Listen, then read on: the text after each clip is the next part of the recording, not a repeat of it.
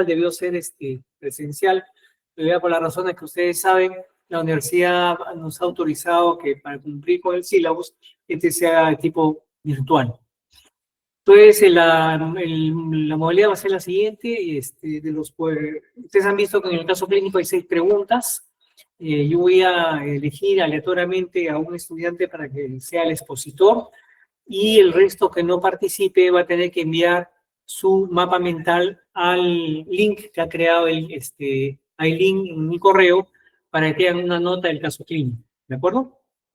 Estamos claros en esto entonces.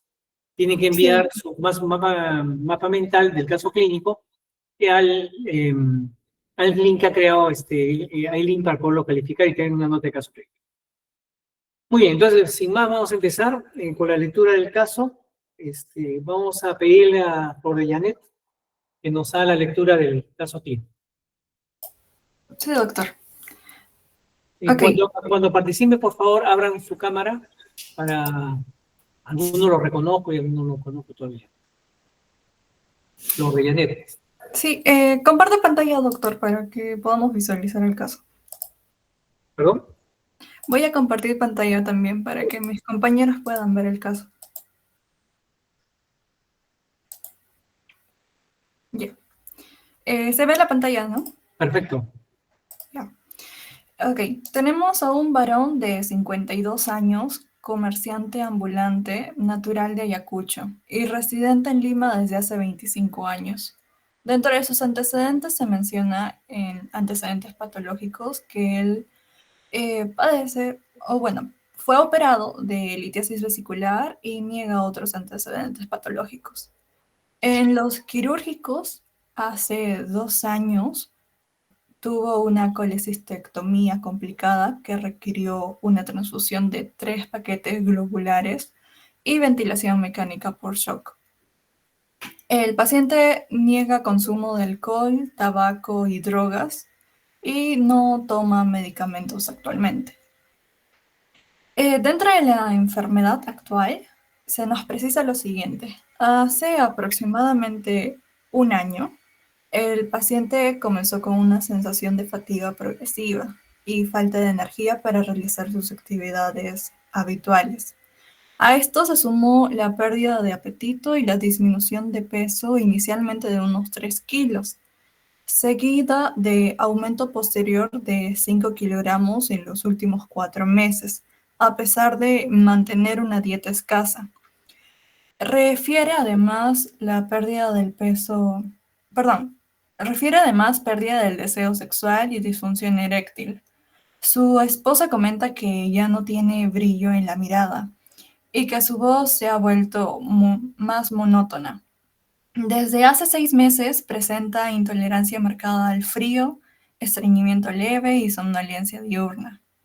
Ha notado también sensación de hormigueo en los pies, que se ha tornado constante y en los últimos 2 meses ha progresado a las manos. Así también ha notado resequedad en la piel generalizada y en el último mes ha tenido episodios de mareo al ponerse de pie y sensación de desmayo. Un episodio reciente de hipotensión sintomática fue tratado como gastroenteritis con deshidratación en un centro de salud. No presenta cefalea intensa ni vómitos, pero refiere una visión borrosa ocasional. En el examen físico, el paciente presenta una presión arterial de 85/55 milímetros de mercurio, una frecuencia cardíaca de 54 latidos por minuto, la frecuencia respiratoria en 14 respiraciones por minuto, la temperatura es de 36 grados Celsius y su índice de masa corporal de 26. El estado general, el paciente se presenta lúcido, con voz grave y monótona, con pensamiento y lenguaje lento. Y la piel es pálida, seca, fina, fría, con una leve descamación. No hay hiperpigmentación ni vitiligo. El cabello se muestra escaso, es fino y quebradizo, y hay una pérdida parcial de las cejas, exactamente de la cola de la ceja. El vello corporal es escaso en axilas y pubis. En cuanto a la cara, presenta una fase inexpresiva, sin edema ni mixedema evidente. Los ojos, hay movimientos oculares normales y una leve disminución del campo visual bitemporal. En cuanto a la boca, están las mucosas pálidas sin macroglosia. El cuerpo tiene, perdón, en el cuello tiene una tiroides no palpable. A nivel cardiológico se auscultan los ruidos cardíacos hipofonéticos, rítmicos, bradicárdicos y sin soplos. A nivel pulmonar hay murmullo vesicular que pasa en ambos hemitórax y no hay ruidos agregados. A nivel del abdomen hay una leve distensión sin visceromegalias. En las extremidades estas están frías, con los reflejos osteotendinosos lentos en la fase de relajación. Los genitales presentan unos testículos pequeños, blandos, sin ginecomastia y disminución del vello púbico. Y a nivel neurológico hay sin focalización leve y leve lentitud de pensamiento. Y bueno, de ahí ya pasaríamos a las preguntas, doctor. 3 preguntas preliminares para Florianet. La primera sería, según lo que tú has realizado, ¿es una enfermedad crónica estacionaria? ¿Es una enfermedad crónica progresiva? ¿Es una enfermedad crónica episódica? ¿Cómo la calificarías así en una primera visión de la historia? Vale, yo lo vería como una enfermedad que se presentó, o sea, es una enfermedad de presentación crónica y ya la veo de forma progresiva porque se van aunando más síntomas con el paso del tiempo. O sea, es crónica progresiva. Esa sería tu primera visión, ¿no es cierto? Sí, de forma. Entonces, la segunda pregunta para ti sería, ¿qué sistema del cuerpo de este señor, relativamente joven, están siendo comprometidos? Sí, doctor. Bueno, así a vistazo general, hay en sí varios sistemas comprometidos, porque hasta el sistema reproductivo en grandes rasgos se está viendo comprometido. También está a nivel del sistema gastrointestinal, eh, entre otros, doctor. O sea, Son, son sería varios. una enfermedad sistémica para ti. Sí, sí, doctor. Y siendo una enfermedad sistémica, tú dirías que es una enfermedad sistémica infecciosa, inflamatoria, una enfermedad infecciosa que es secuelar. ¿Cuál sería tu primera visión?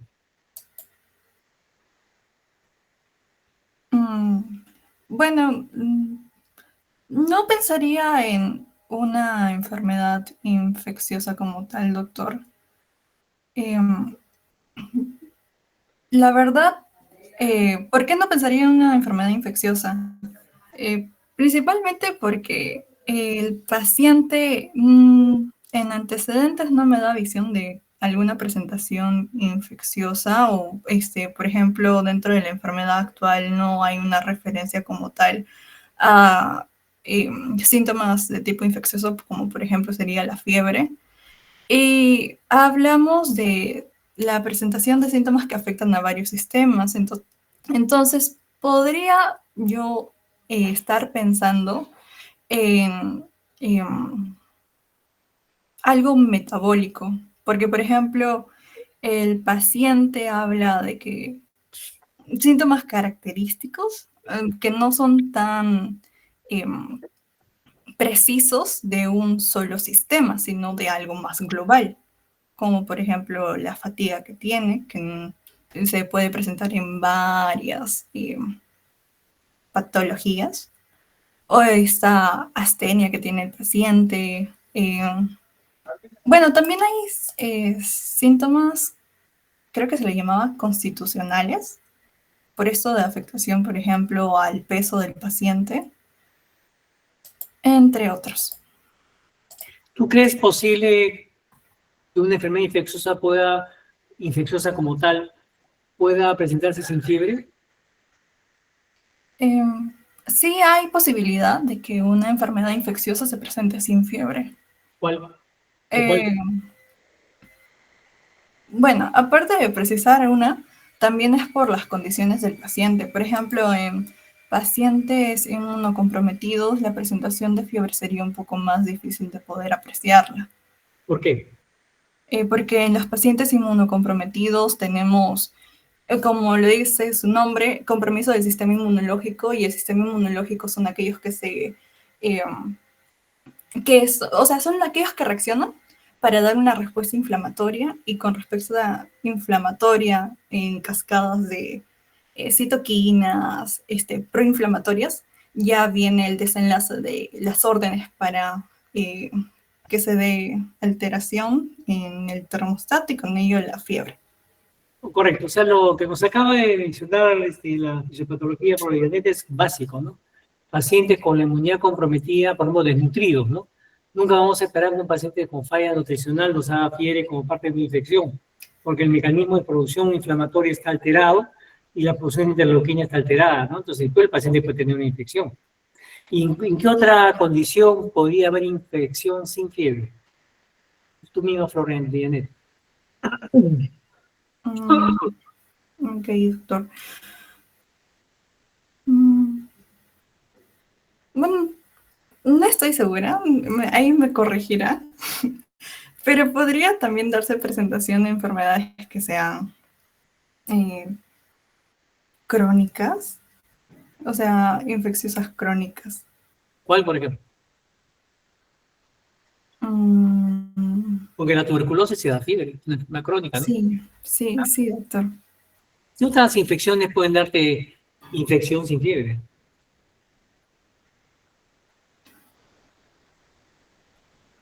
Acuérdense que las infecciones no solamente son bacterianas, pueden ser Sí, virales, o pueden ser fúngicas, fúngicas, o pueden ser bacterianas o pueden ser parasitarias. parasitarias, ¿no es cierto?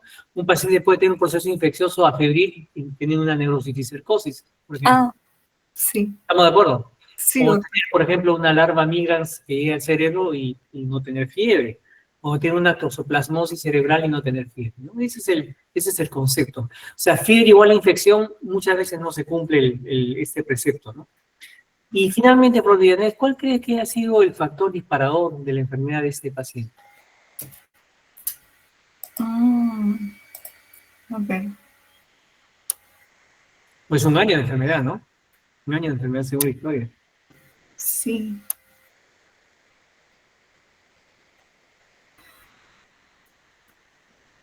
Factor- eh, o sea, nos referimos a un factor desencadenante ¿Correcto? en el cuadro del Correcto, paciente. correcto. Ok, doctor, ahí también me corregirá. Eh, ¿Podría darse presentación de esto también por la presencia de sus antecedentes? Ajá. Dentro de la historia se nos menciona que el paciente presentó, eh, o sea, tuvo que recibir transfusiones regulares y también una ventilación mecánica porque el paciente padeció de shock hace 2 años. Ujú. Esto, Normalmente una colestectomía electiva no tiene por qué complicarse, pero hace 2 años, según la historia, dice colestectomía complicada que requirió transfusión de paquete globular, o sea, hubo un sangrado intraoperatorio, ¿no? Que estuvo en ventilación mecánica porque hizo shock, o sea, hizo una hipotensión sostenida a nivel corporal en la cirugía, ¿no? Entonces, ¿eso cómo lo interpretarías en función de la historia del paciente? ah,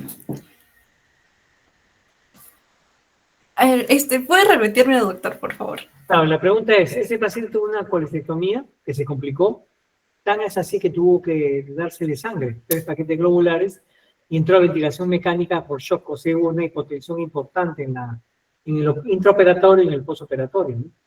Entonces, ese dato que tú lo has mencionado, ¿cómo lo podemos calzar con la historia de un año de este paciente que tiene una enfermedad crónica, progresiva, que compromete varios órganos en el cuerpo, ¿no?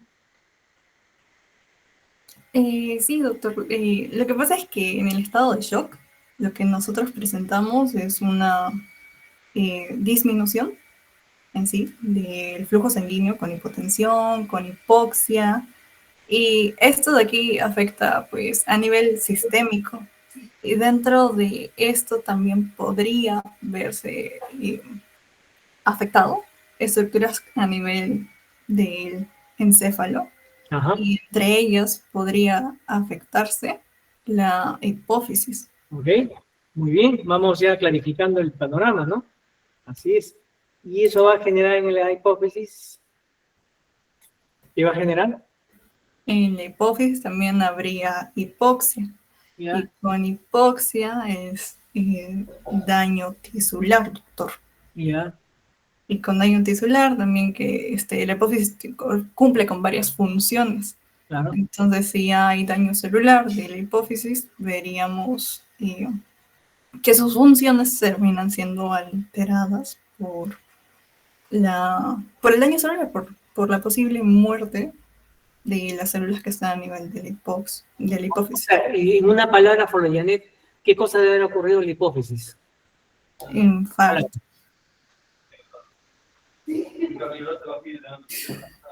Con todo lo que has Infarto. todo lo has descrito que es correcto, Infarto, doctor, un isquemia o un infarto, ¿no? De la hipófisis. de la hipófisis. Muy bien, ya Flor de Janet nos da una visión panorámica de la historia. Gracias por tu participación. Entonces, vamos a resolver la primera pregunta y haciendo una elección voluntaria, le voy a pedir a Nicanor Diestra. ¿Nicanor Diestra está? Sí, doctor. ¿Puedes abrir tu cámara, por favor, para... ¿Se me ve, doctor? Perfectamente, Nicanor. Entonces, vamos a encargarte que nos resuelva la primera pregunta. Ok. La primera pregunta es sobre qué signos clínicos orientan el compromiso de ejes hormonales. Perfecto. Eh, bueno, en este caso, considero que hay compromiso primero en el eje tiroideo. ¿Podrías Segundo, mencionar primero los signos clínicos que te llaman la atención en la historia clínica para que tú los correlaciones con la parte hormonal? Para hacer un poquito en orden, ¿no? ok. Primero sería la fatiga progresiva y la falta de energía. Eh, otro síntoma importante también sería eh, eh, la piel seca y pálida, intolerancia al frío, eh, también es pérdida de deseo sexual, la disfunción eréctil, la somnolencia diurna, eh, episodios de mareo, eh, también la hipotensión, eh, principalmente esos, doctor. En los signos también. ¿Nada más te llama la atención? En los signos, eh, en los testículos que sean pequeños y blandos también, doctor. Ujú. ¿Qué más? Es, escaso vello corporal en axilas y pubis. Eh,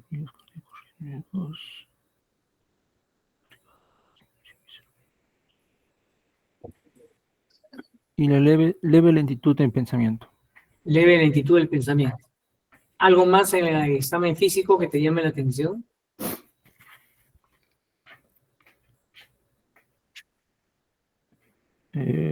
La piel pálida, seca, fina y fría, con leve descamación. Eh, la voz que es grave y monótona. El lenguaje lento. Ujú. El cabello que es escaso y fino y quebradizo. Y la pérdida parcial de las cejas también. Claro, se llama madarosis, ¿no es cierto? La madarosis, como ustedes han aprendido en su práctica clínica, puede ser completa o incompleta. Cuando hablamos de madarosis completa, cuando se hay pérdida del tercio externo de las cejas y pérdida de las pestañas. Y madarosis incompleta, cuando solamente se pierde el tercio externo de las cejas. Y cuando hablamos de pseudomadrosis, o sea, madrosis falsa, en los pacientes con hepatopatía crónica, o sea, pacientes cirróticos, y los pacientes con falla renal crónica, la pseudomadrosis, ¿no? Bien, entonces, ¿algo más que te llame la atención, o para un tema endocrinológico?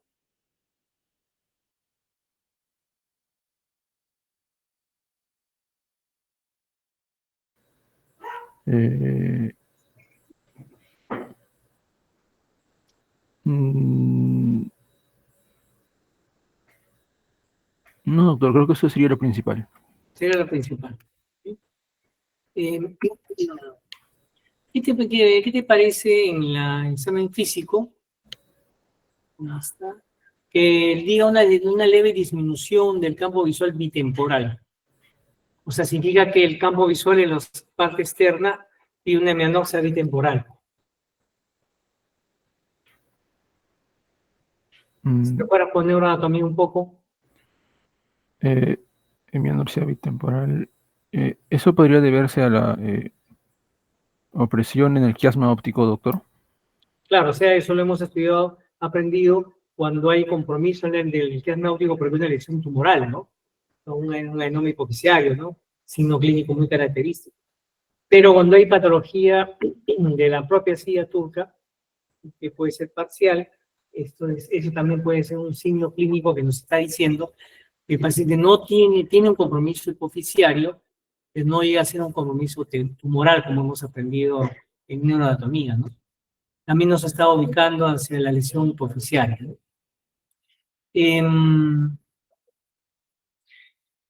¿Por qué este paciente no tiene macroglosia? ¿Te acuerdas en qué enfermedad vemos macroglosia?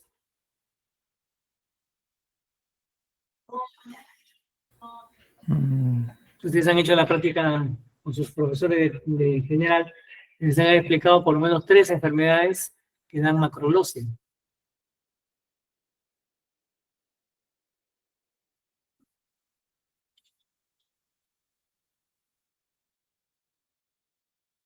Por favor, los que quieran intervenir, intervengan, ¿eh? Con toda libertad, no están prohibidos intervenir. Hipotiroidismo, creo que suena, doctor. ¿Sí, Fabián?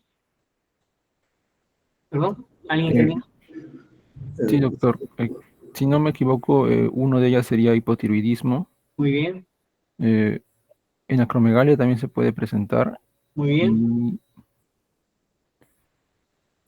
Y la última no me acuerdo. Amiloidosis, no se olviden de amiloidosis. Una enfermedad desprotegida que a veces nos olvidamos en el diferencial. Pero para que el hipotiroidismo produzca macroglosia debe ser primario, o sea, debe ser una lesión de la propia tiroides, ¿no? Pues si estamos postulando que este paciente tiene una lesión hipoficiaria, entonces el mecanismo biológico y clínico es diferente, sería un hipotiroidismo de tipo secundario, y habitualmente el hipotiroidismo secundario, como ustedes han aprendido o van a aprender en su relación de endocrino, son pacientes que no tienen sobrepeso, son pacientes de constitución normal, esa es justamente la manera de diferenciarlos, y no tienen macroglosia, no tienen macroglosia. Finalmente, una pregunta para Nicanor. Este paciente, por su edad, tiene 52 años, ya tiene testículos pequeños y blandos, pero no hay ginecomastia, no hay disminución del vello púbico. ¿Qué puede haber pasado? ¿Cómo podemos interpretar eso?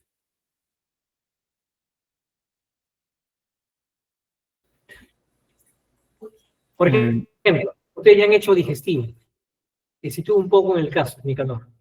Los pacientes cirróticos, un signo de hepatopatía crónica, que se han aprendido, es ginecomastia, ¿no es cierto?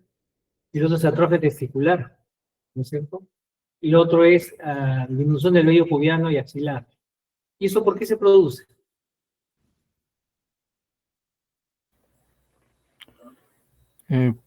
Por la alteración en el metabolismo de estrógenos.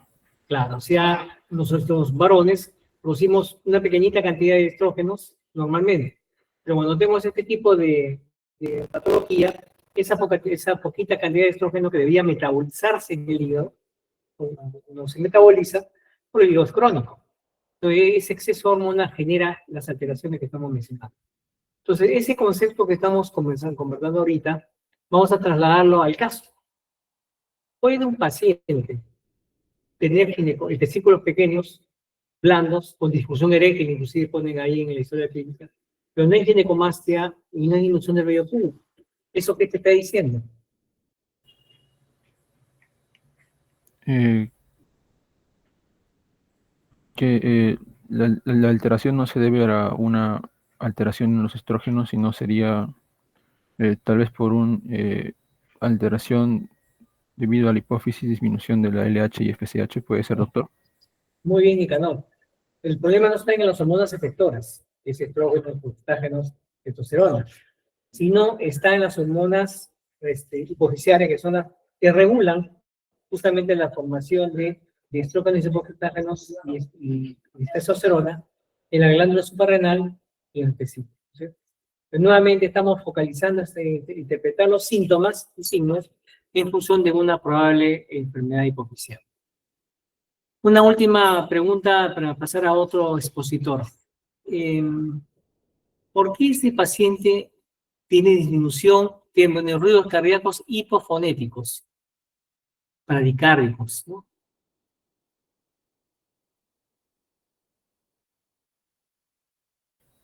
Mm, eh, la bradicardia podría explicarse por una disminución de la producción de las hormonas tiroideas debido justamente a esta alteración hipofisiaria. Uh-huh. Y ruido cardíaco hipofonético significa que está disminuido en su intensidad.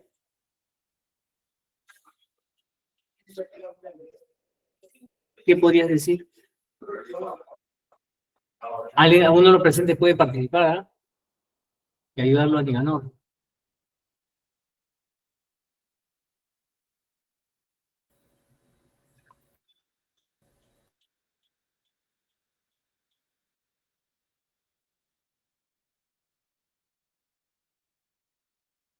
Uno podría decir que puede ser por mixedema cardíaco, pero, no tiene mixedema en el examen físico. Ustedes ven acá, fases inexpresivas, sin edema, ni mixedema evidente. Entonces, Sí, también quería decir que podría ser que hay vasodilatación y también hay una disminución de la resistencia vascular periférica y por eso se escuchan disminuidos. perfecto. ¿Y eso por qué sería, Eileen? ¿Por qué hay una disminución podría haber una vasodilatación, una disminución de la percepción del ruido cardíaco? Puede ser por la alteración del eje hipofisiario y también porque como hay una disminución de las hormonas tiroideas, esto está generando esta bradicardia. Uh-huh. ¿Y qué pasa cuando las hormonas tiroideas no funcionan adecuadamente? El metabolismo basal baja. ¿Ya? Eso trae las consecuencias de lo que hemos visto. Claro. Y un factor más importante, nunca se olviden, la hormona tiroidea regula la función suprarrenal. Sí. Directamente. Entonces, al haber una disminución de la función suprarrenal, hay menor producción de cortisol. Al haber menor producción de cortisol, también eso tiene evidencia en la parte cardiovascular. O sea, hay varios mecanismos que lo pueden explicar.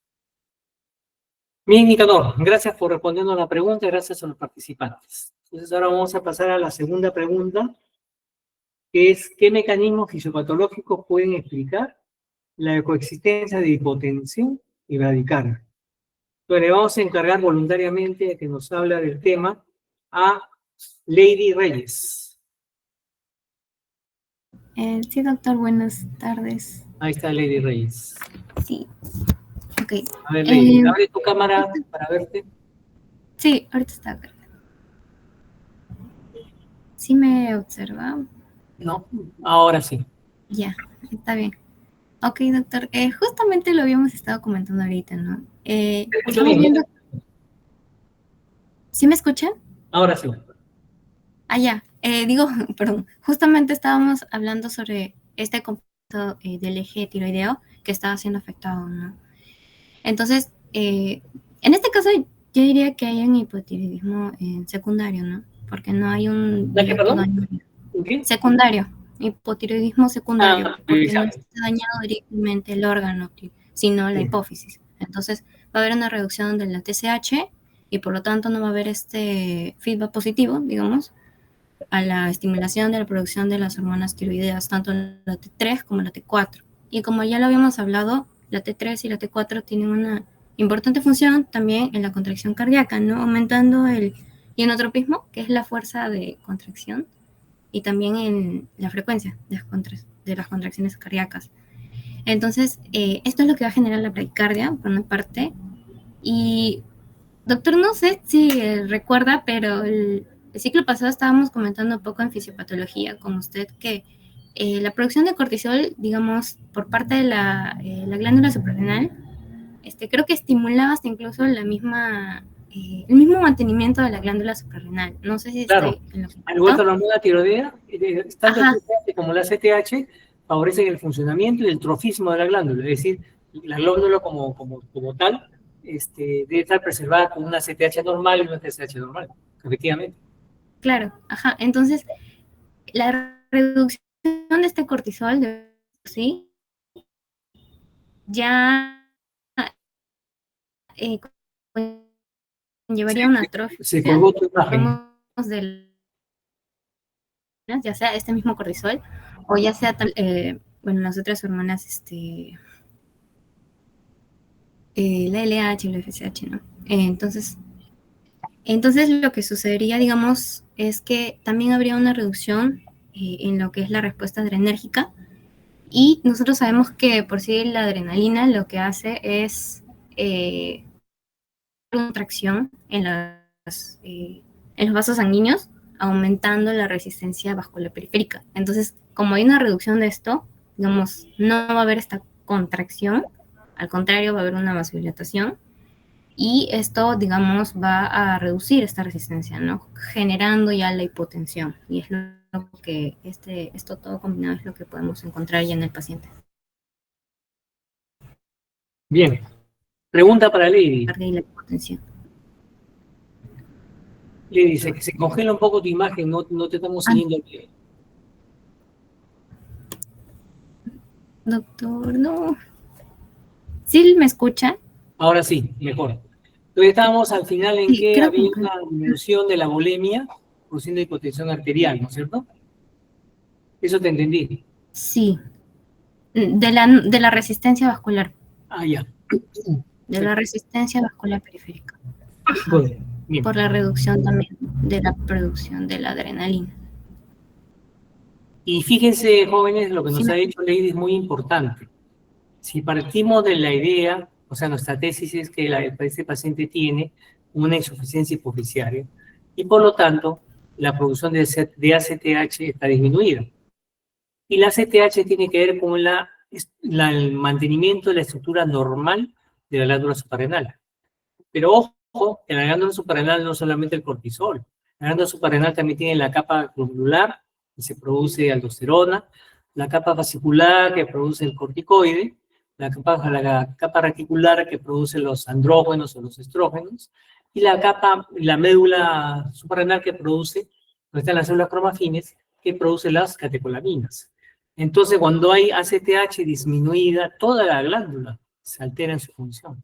Toda, ¿no es cierto? O sea, no hay producción de aldosterona, no hay producción de corticoides, no hay producción de hormonas masculinas o femeninas, y por lo tanto no hay producción de adrenalina, como tú has mencionado. Entonces, lo único que le queda al paciente para poder mantener su presión más o menos normal es el órgano de Zuckerland, ¿no es cierto? Y Lady, ¿dónde está el órgano de Zuckerland?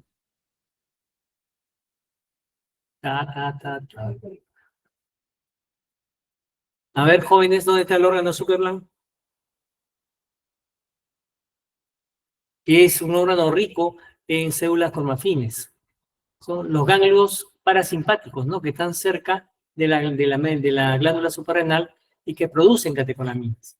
Por eso es que cuando un paciente tiene sospecha de fibrocarcinoma, es un tumor benigno de células cromafines, y no encuentra la explicación en la glándula suprarrenal, busca en los ganglios parasimpáticos un tumor que produzca en exceso catecolaminas, ¿no? Entonces, lo que quiero decirles es que lo que estamos analizando acá es que la disminución de la CTH ha alterado la estructura de la glándula suprarrenal. Y eso está disminuyendo la función del cortisol, de la producción de aldosterona para retención de sodio y agua, y la producción de catecolamina, que son tres factores muy importantes para producir estimulación del eje renina-angiotensina-aldosterona, que se produce en el riñón para mantener la presión arterial. Entonces, de esa manera podríamos explicar por qué ese paciente tiene hipotensión arterial. Pero ¿sabes qué, Lady? Te ha faltado el apellido.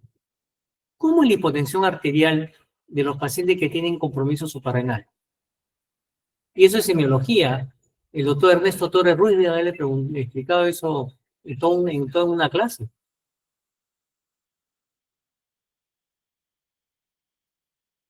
No te escucho bien. Doctor, disculpa, ¿podría repetir la pregunta? ¿Cómo? O sea, la hipotensión que el paciente tiene que ponerle un apellido. Entonces te pregunto, ¿cómo es la hipotensión arterial del paciente que tiene patología suprarrenal? Creo que Fabián quiere intervenir. Hipotensión. No escucho nada, Fabián. Ortostática, doctor. Esa es Ortostática, muy bien. la que no se regula Ortostática. cuando el Y este paciente paciente- nos habla solamente que tiene hipotensión, nada más, ¿no? Tiene 85,55, que es una presión bastante baja para su edad, ¿no? Entonces, no le han hecho ortostatismo, ¿no? Doctor, Debería- justamente quería comentar algo más, que esa hipotensión es lo que también podría generar un síncope. Digamos, Claro. eso es lo que es síncope ortostático, ¿no? Claro que sí. Esto podría explicar por qué es que Muy bien. el paciente creo que llegó a perder cosas. Y la bradicardia, ¿cómo la podemos explicar, Lady? Como le había comentado, precisamente por las hormonas tiroideas, el ¿Ya? 3 y el 4, estimulan las contracciones cardíacas y también la frecuencia, o sea, aumenta las contracciones cardíacas y también, digamos, la fuerza de contracción. Y bueno, esto yo creo que es porque aumenta también el metabolismo general, digamos, Disminuye. y como aumenta el metabolismo general de todo el cuerpo, digamos que el organismo necesita distribuir bien todos esos nutrientes, todos esos metabolitos que se generan hacia todo el cuerpo, entonces necesita que el corazón pueda bombear adecuadamente para que todo el cuerpo pueda ser perfundido adecuadamente. Ajá. Entonces, cuando no hay eso, precisamente por la reducción de estas hormonas, hay un metabolismo bajo, que también está afectando al sistema nervioso, como podemos ver después, Ujú. pero que esto también va a la mano de las contracciones cardíacas, o sea, el corazón, digamos, no está estimulado para seguir perfundiendo todo eso que no se está generando, digamos. Es como que produzco más, entonces voy a contraer más para seguir, para dar eso tanto que estoy produciendo, pero como no hay mucho, pues no me contraigo tanto. Algo así. Pero Vamos, esa es la forma. dentro del examen físico, Lady, de lo que tú me estás hablando, que hay una disminución del metabolismo basal, ¿qué le faltó al paciente? Si tú lees un poco la historia clínica del paciente, ¿qué debió tener el paciente? Disminución de la temperatura. Claro, y eso es justo, ¿no? Y tiene 36 de temperatura, tomada registrada en la historia, ¿no? Normalmente los pacientes que tienen hipometabolismo basal, como tú lo estás bien refiriendo, pueden tener temperaturas bajas, ¿no?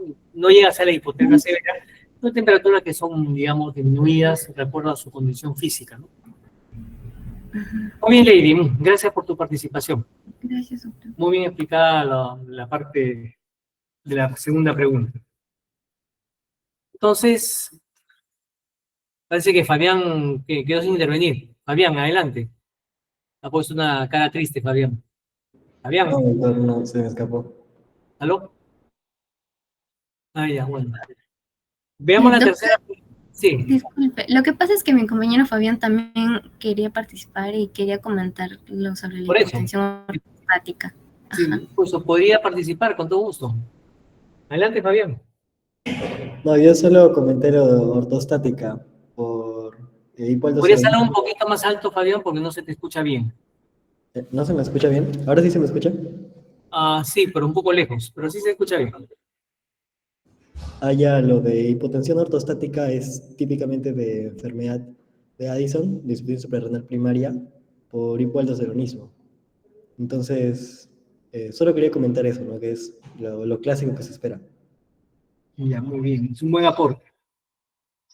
¿Alguna persona, otra estudiante más que quisiera participar? Si no, damos pase a la tercera pregunta.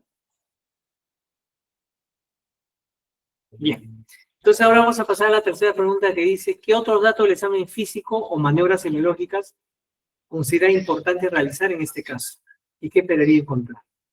Le vamos a designar a Diego Mendoza. Diego Mendoza. Sí, doctor, ¿se me logra ver? Sí, ahí está. Ahí está. Sí. Muy bien, Diego. Adelante. Bien, doctor. Sí, bueno, en cuanto a lo que podría a otras hallazgos físicos que no estén relatados en la historia en la historia clínica, ¿no, doctor? Correcto. Bueno, podríamos, ya que estamos mencionando lo que vendría a ser la hipotensión ortostática, podríamos realizarle dicha maniobra, ¿no? Es decir, esperar que al ponerse de pie pueda haber una disminución en lo que vendría a ser la presión arterial, ¿no? Tanto la diastólica en unos 10 milímetros de mercurio o la sistólica en unos 20, ¿no? Que justo como estaban mencionando mis compañeros, estaría dándose por estas alteraciones. En cuanto a otras que podríamos encontrar, bueno, en cuanto a los otros reflejos que se haya podido tomar, como el aquiliano, ya que justamente por el tema del compromiso endocrino vendría a estar disminuido, sobre todo en la fase de relajación. Y bueno, eso creo que serían los exámenes complementarios, ¿no? Porque de por sí se le ha realizado algo de manera bastante extensa en lo que vendría a ser el examen físico y todo ello. Te hago una pregunta, Diego. Sí, Es una doctor. paciente que tiene a todas luces signo de hipotiroidismo y estamos postulando que sea secundario, sea hipoficial. Sin embargo, como Diego Mendoza es sanmarquino y no cree a la primera todo lo que se le dice, él sigue pensando que puede ser primaria, o sea, de tiroides. Sin embargo, el examen físico dice que la tiroides no es palpable. ¿Qué maniobra podrías hacer, Diego, para saber si realmente el hipotiroidismo de este paciente es primario o no? Maniobra semiológica. Para la palpación. O sea, tú ves, vuelves a palpar al paciente, te convence que no está la tiroides aumentada de tamaño del cuello. Pero tú dices, pero claro, o sea, puede ser esto secundario, pero tú estás convencido que no es primario. ¿Qué harías? ¿Qué maniobra semiológica harías?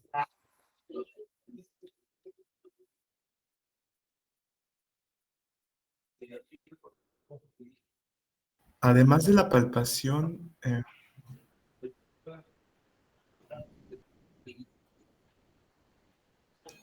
bueno, podría auscultarlo para poder observar si hay soplo, ¿no? Justamente. Ya está. Le examinas el soplo, no hay soplo en la arteria tiroidea. Normalmente la arteria tiroidea izquierda es la que sopla más que la derecha en el hipertiroidismo de Graves, pero te convence ya que el problema no está en el cuello. Pues tú quieres convencerte que el problema no sea primario. Y tus compañeros dicen, oye, pero Diego, fíjate que no es gordito, no tiene mixedema, no tiene macroglosia, esto es secundario. Pues tú quieres estar convencido que no es primario. ¿Qué prueba harías para convencerte que no es primario? ¿Y dónde podría estar la tiroides?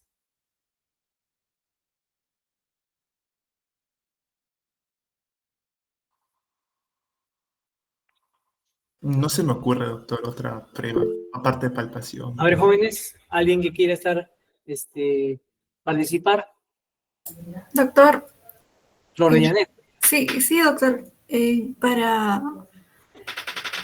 Para descartar haría la maniobra de Pemberton. Muy bien, Flor de Janet Guamaní Díaz.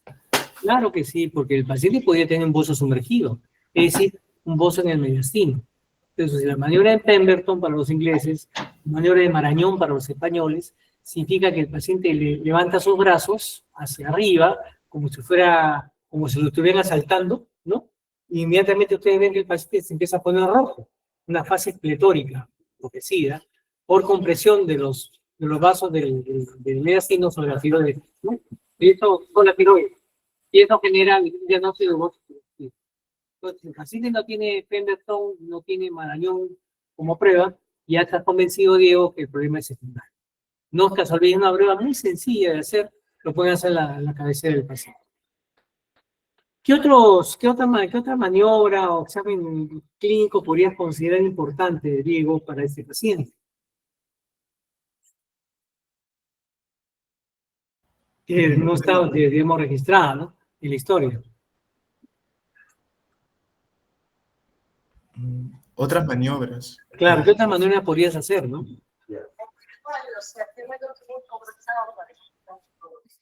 Como le mencioné, doctor, se me vendría a la mente nomás la prueba de si presenta hipotensión ortostática. Ya, está muy bien, estamos de acuerdo. Ya, si ya tú lo has, ya lo has descrito muy bien. Hemos hecho no tiene descrito bien el reflejo aquiliano, que es lento, signo de hipotiroidismo. Hemos hablado ya de la maniobra de Pemberton para pozo sumergido.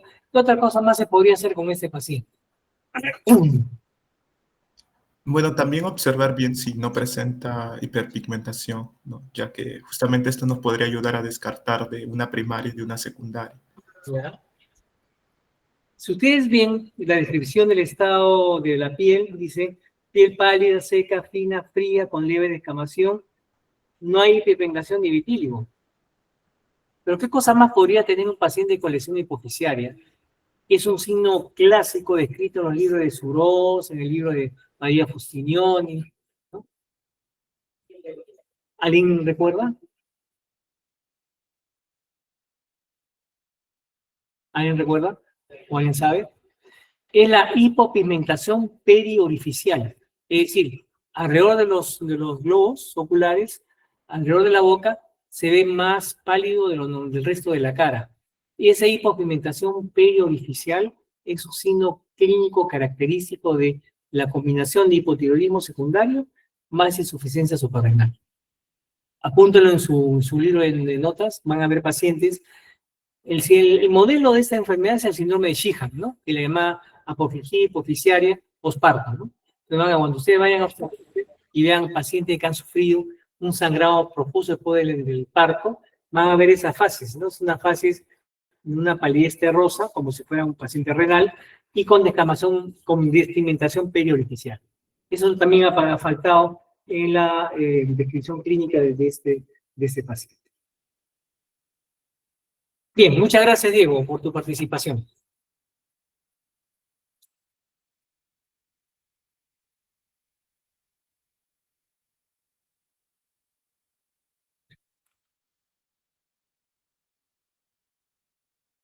La siguiente pregunta que nos toca resolver con ustedes es ¿qué síndrome podría plantearse según el cuadro clínico del paciente y cuáles son los síntomas principales? Entonces, vamos a designar voluntariamente a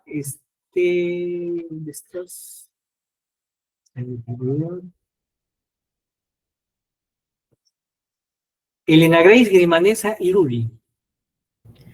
Sí, doctor. ¿Se me logra ver? No, ahora sí. Ya. A ver, Elena Grace. Bien, sí, como ya habíamos planteado, o bueno, como se ha estado avanzando un poco, vemos que existe este síndrome hipotiroideo y que nos explica bastante sintomatología del paciente. También podríamos plantear un síndrome hipogonadal, tal vez, debido a los testículos pequeños, blandos que se pueden observar en el paciente. También un síndrome de insuficiencia suprarrenal podría ser también, debido a esta disminución del cortisol, que nos va a traer una menor sensibilidad de los receptores alfa 1 y beta 2, que nos trae también consigo esta vasodilatación. ¿Podría plantear esos tres síndromes, doctor? Acuérdate, Elena Grace, que cada síndrome tiene como mínimo 3 elementos para constituir un síndrome. Entonces, vamos a analizar, a ver.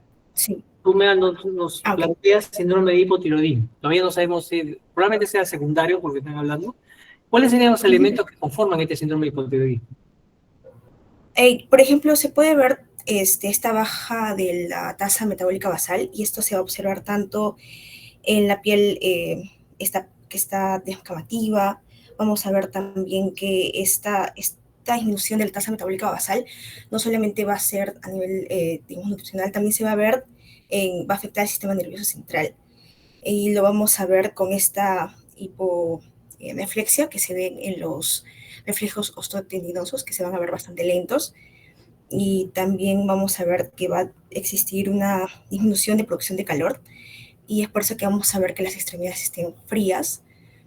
También vamos a notar que la actividad simpática va a estar disminuida, y esto es debido a la disminución de la frecuencia tanto cardíaca, a la disminución de la, bueno, se ve más que todo por la frecuencia cardíaca. También vamos a ver que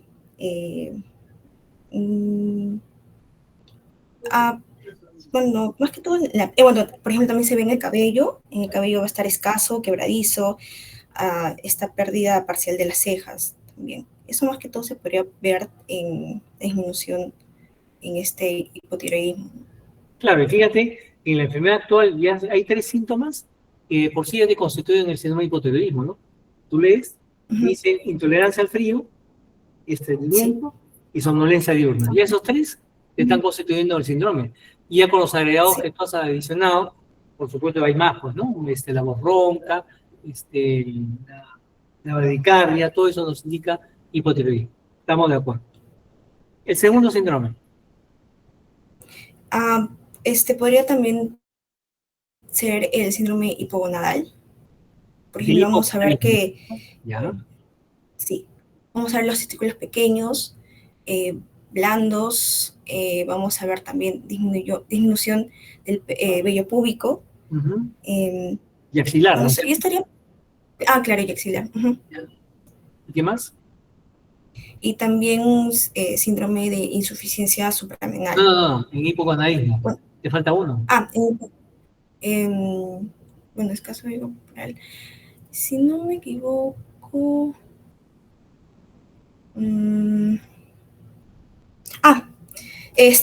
disminución del deseo sexual y disfunción eréctil también. Ahí tienes 4, o sea, ya de más, ¿no?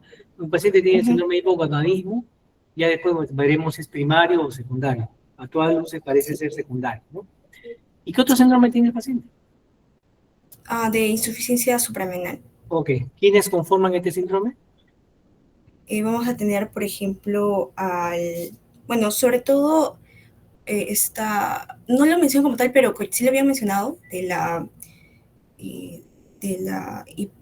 presión ortostática que va a presentar el paciente. Fíjate, y ahí nos dicen en la historia clínica, ¿no? El último mes ha tenido episodio de mareo al ponerse de pie. O sea, se marea al ponerse de pie. Con sensación de desmayo, o sea, de repente hasta 5 podría haber tenido.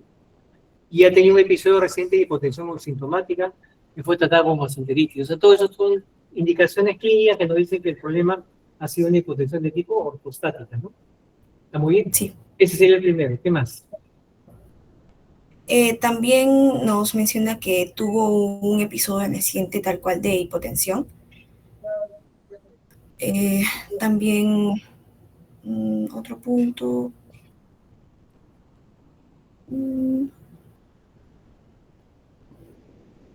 ¿Qué más nos produce insuficiencia suprarrenal?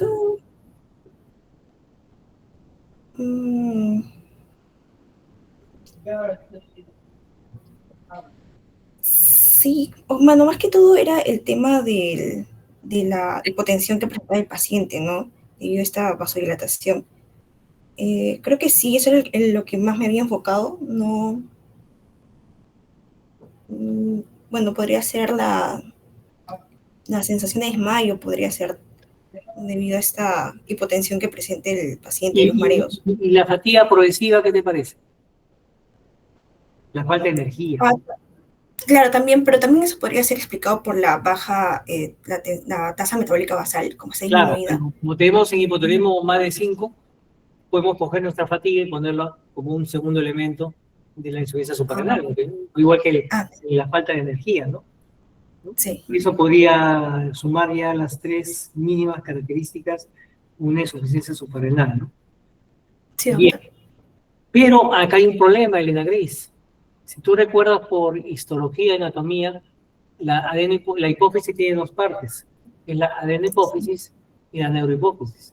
Entonces no sabemos cuánto de hipófisis ha alterado en este paciente. Entonces nos faltaría buscarle una explicación clínica a dos hormonas adicionales. ¿Cuáles serían? Hormonas artificiales, me refiero. Ok.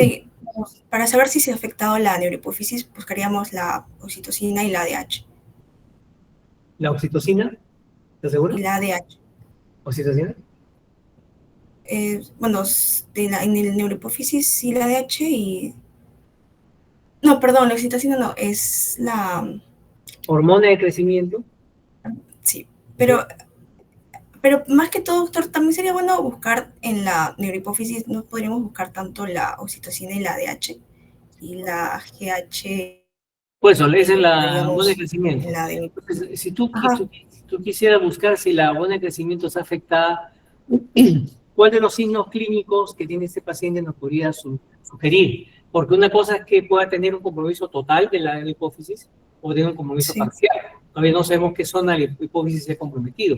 Pudiera ser que la zona de la hormona de crecimiento, la GnRH, como tú hablas, está afectada o no. Igual lo ocurre con la hormona que produce prolactina, ¿no? Entonces, Sí. ¿cómo haríamos para identificar esto?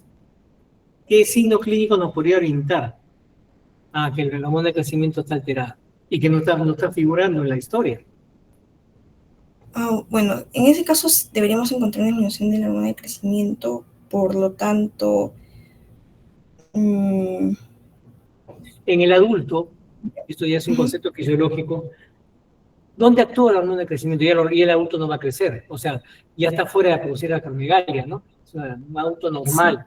¿Dónde actúa la hormona de crecimiento fundamentalmente? ¿Cómo evaluamos la hormona de crecimiento en un adulto? mm, eh,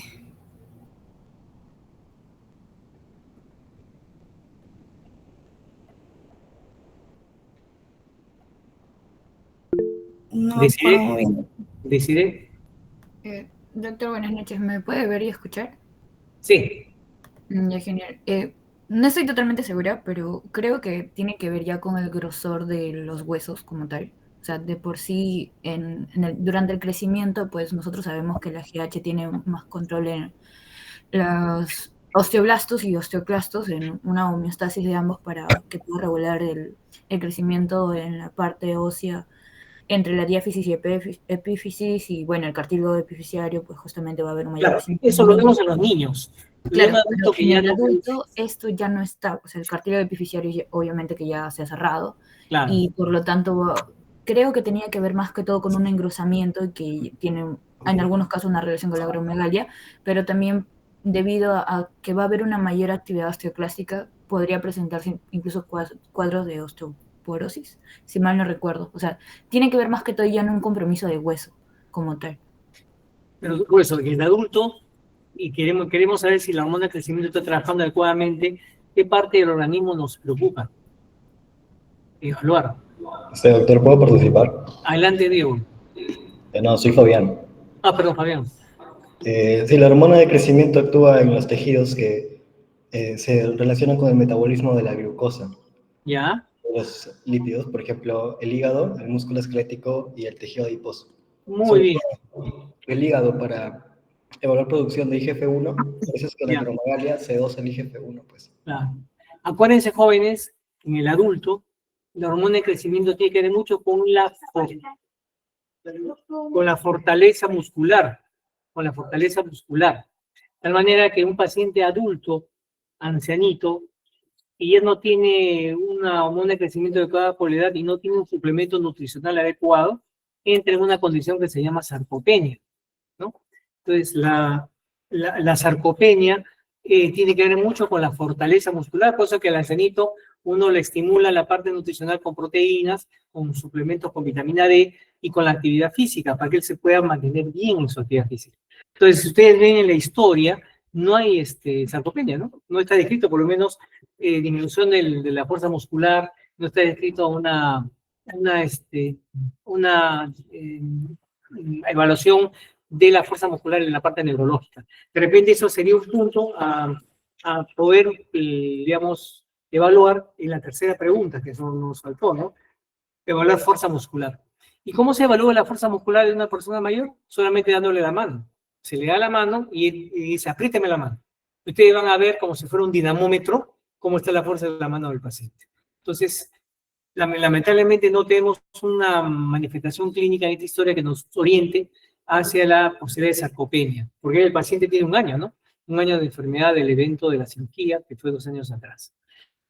Y para la hormona de crecimiento, para la vasopresina, ¿qué cosa deberíamos evaluar en este caso? ¿O no está comprometida la vasopresina? ¿Lo sigo contestando yo, doctor? Sí, claro, Elena Grace. Ah, ok. Entonces, en el caso para evaluar la vasopresina, veríamos cómo está la diuresis del paciente, ¿no? Por ejemplo, si está disminuido la ADH, vamos a ver que va a existir va a ir constantemente al baño, digamos. Ajá. Y en este caso no se menciona, creo, No, no se nos por menciona ninguna parte de la cuánto. historia se menciona. ¿No sé?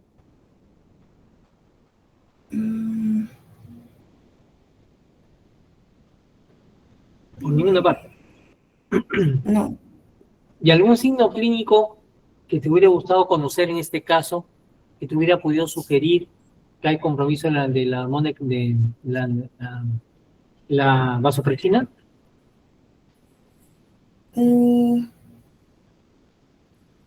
Sí, o sea, conocer cuánto es la regularidad con que iba al baño, ¿no? Y si es que ha ido aumentando conforme en este último tiempo, estos 2 últimos años, ha visto o ha notado que va al baño más, o cuál es la cantidad que va al baño y simplemente y la cantidad, ¿no? Si es que ahora empezó a orinar un poco. Me hubiera gustado saber un poquito más de eso, doctor. Perfecto. Entonces, Elena Grace, según tu análisis preliminar de la historia, ¿tú dirías que el compromiso de este paciente es total o parcial? Parcial, doctor. Muy bien. Y una pregunta, aunque hay una pregunta de fisiopatología, ¿no? Es para otra paciente. Muy bien, Elena Grace, gracias. Ok, doctor. Bien, la quinta pregunta dice, explique la fisiopatología del cuadro que presenta el paciente y el probable origen. Entonces, como es natural, en todo grupo académico, que nos va a ayudar mucho a clarificar estos mecanismos fisiopatológicos, que es la representante pues, del grupo, ¿no? Vamos a pedirle a Eileen que nos explique la quinta pregunta. Sí, doctor. ¿Enciende mi cámara? No se ve tu cámara. A ver, un momento.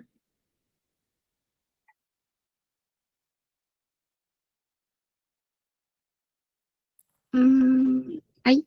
Ahora sí, Eileen. Ya, está bien.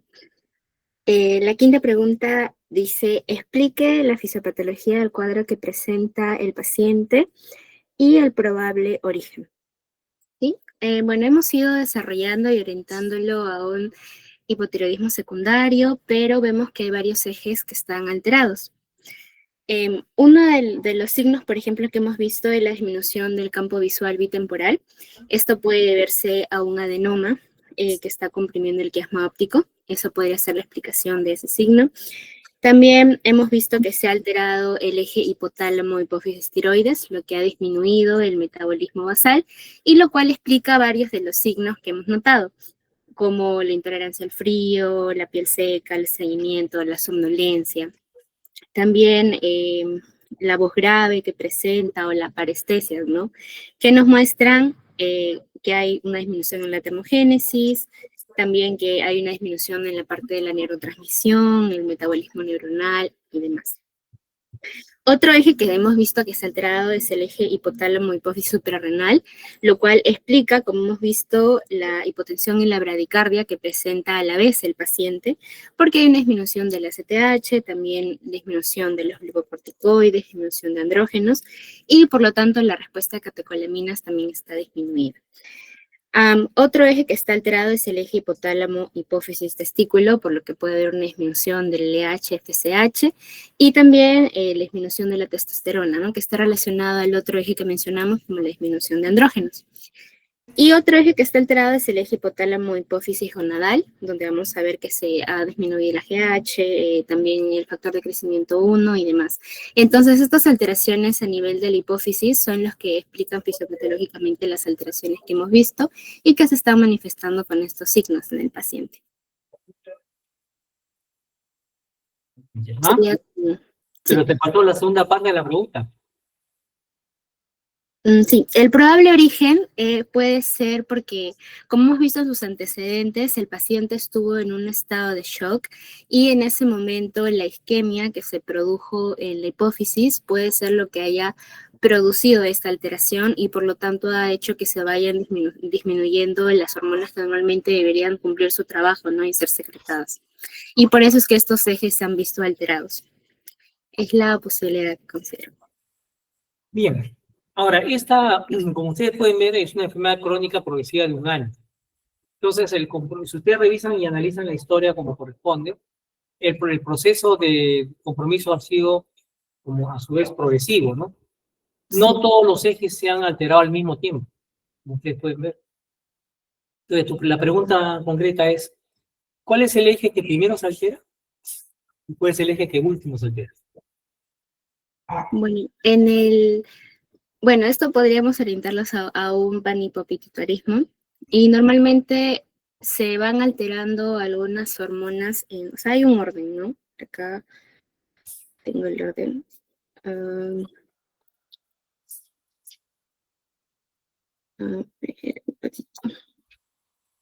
Ya.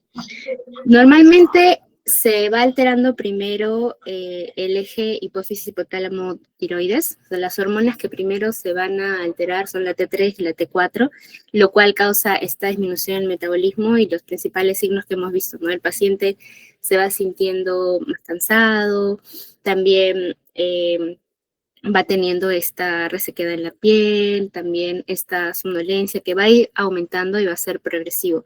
Todo lo que involucre el metabolismo basal que está disminuido se va a alterar. También el paciente va a presentar estreñimiento y demás. Es lo que primero se altera, ¿no? Después se altera el eje adrenal, entonces va a haber una disminución del ACTH y como hemos visto, esto produce la bradicardia y la hipotensión que hemos notado en el paciente. Posterior a ello, ya se altera el eje gonadal, también la disminución del FSH, el LH, y bueno, eso sería más o menos el orden en el que se iría. Claro, el orden es correcto.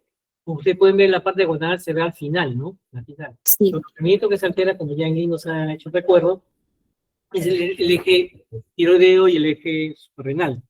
Pero si la lesión es, digamos, difusa, estamos planteando que sea parcial, la hormona de crecimiento es la primera que se va a afectar, ¿no? Va a depender, por supuesto, de la extensión del esquema, el infarto de la arteria hipoficiaria, que es la que se produce en este proceso, ¿no? Y el mecanismo sería isquémico, ¿no es cierto? Sí. Isquémico producto del antecedente que tuvo una shock. Una cirugía complicada y shock. Sí. Esa es como decía al comienzo, es el modelo de una síndrome de Sheehan que se ve como apoplejía hipoficiaria postparto. Sí. Muy bien, Lynn. Ese es lo que quería que pusieras para fijar bien los conceptos y vean cuando vengan los pacientes a la historia, que es una enfermedad progresiva, porque no todos los compromisos al mismo tiempo, sino se han comprometido los sectores. Muy bien. Gracias. Gracias, Eileen. Y finalmente, la sexta pregunta, que es un obsequio, le vamos a pedir. ¿Johan Paucar estará? Sí, doctor. ¿Puedes abrir tu imagen?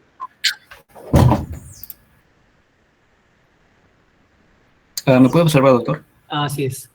La sexta pregunta es, ¿qué examen de laboratorio consideraría solicitar y qué esperaría encontrar? Sí, justamente en cuanto a exámenes de laboratorio para corroborar si para evidenciar esta alteración de los ejes hormonales, en primer lugar podría ser el dosaje del ACTH, en el cual justamente para evidenciar si es que hay una insuficiencia suprarrenal secundaria, entonces ahí podríamos encontrar tanto el cortisol que puede estar bajo y también el ACTH, justamente porque no se está produciendo por parte del hipotálamo. Ya en cuanto al eje tiroideo, acá, como va a estar comprometido también la secreción del TSH, esta puede encontrarse también baja y por lo tanto la T4 libre también va a estar baja. Entonces, esto nos orientaría que hay este hipotiroidismo secundario por lesión a nivel del hipotálamo. Y ya pasando al eje gonadotrópico, acá vamos a encontrar que justamente no se va a dar la adecuada secreción de la LH y también de la FSH, es por ello que también se podrían encontrar bajas.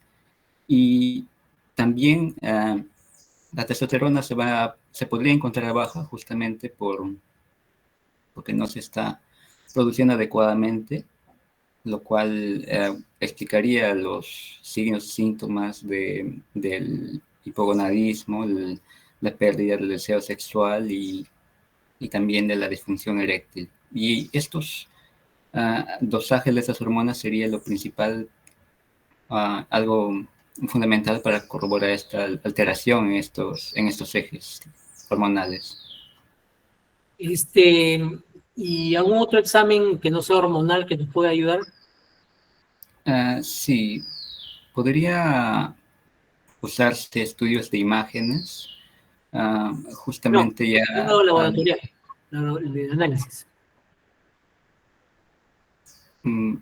Otro análisis de laboratorio, doctor. Disculpe. Que no sea hormonal. Claro, también podría dosarse los niveles de glucosa, puesto que al haber una insuficiencia suprarrenal secundaria, al haber una disminución también del cortisol, podría haber una disminución de la glucosa, una hipoglicemia. Muy bien. ¿Qué más?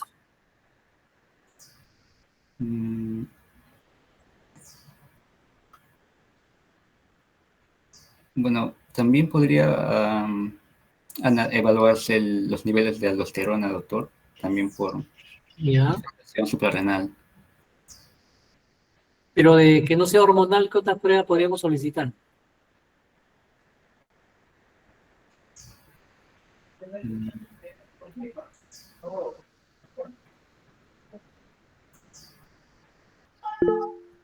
¿Deciré? Doctor, disculpe, ¿usted cree que también sería prudente evaluar si es que puede llegar a tener un compromiso en la neurohipófisis? Por ejemplo, no hormonal podría ser la osmolaridad plasmática o muy bien, sodio, justo a esa o densidad urinaria por sí mismo. Johan, ¿no? Claro, hay que pedir electrolitos séricos, hay que pedir osmolaridad tanto urinaria como sérica para ver si estamos frente a un problema de diabetes de tipo insípida, ¿no? Insípida. Bien, le voy a dar los resultados, a ver qué opinan. A este paciente se hizo un sodio que estaba en 128 mil por litro, definitivamente está bajo, ¿no? Tiene un potasio en 4.2 mil por litro. Tiene una glucosa en ayuno de 56, o sea, tiene hipoglicemia, ya Johan nos ha explicado el mecanismo. Tiene un TSH de 0.1 de TSH, bien bajo. Tiene un T4 libre de 0.4, bien bajo. Tiene un cortisol matinal de 2.1 de cortisol, ¿no? No tenemos el cortisol vespertino, tenemos el matinal nada más. Y la ACTH está en 5 picogramos por mililitro, que está baja. Eso configura lo que Johan nos habló de que al haber una lesión hipofisiaria no se produce la hormona hipofisiaria para a su vez provocar hormona efectora, ¿no? La LH está baja, la FSH está en valores bajos, la testosterona está baja y por lo tanto la prolactina también está baja. La osmolaridad plasmática está en 270 milosmoles por kilo y la osmolaridad urinaria en 520 milosmoles por kilo. ¿Qué opinión te merecen esos resultados, Johan? Sí, doctor, que justamente se está comprobando la alteración de múltiples ejes. Por lo tanto, es una afectación a nivel hipotalámico que, bueno, ya compromete las Hipofisiaria, será. hormonas. Hipofisiaria, ¿no? Ujú. Sí. Ya. Entonces, más o menos responde a tus inquietudes, ¿no? Entonces hablaba de ACTH que estaba, efectivamente, ¿no? Decir, ¿qué te parece la osmolaridad?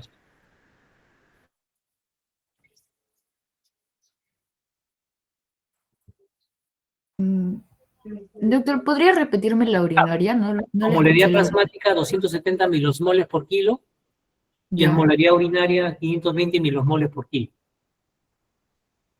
520.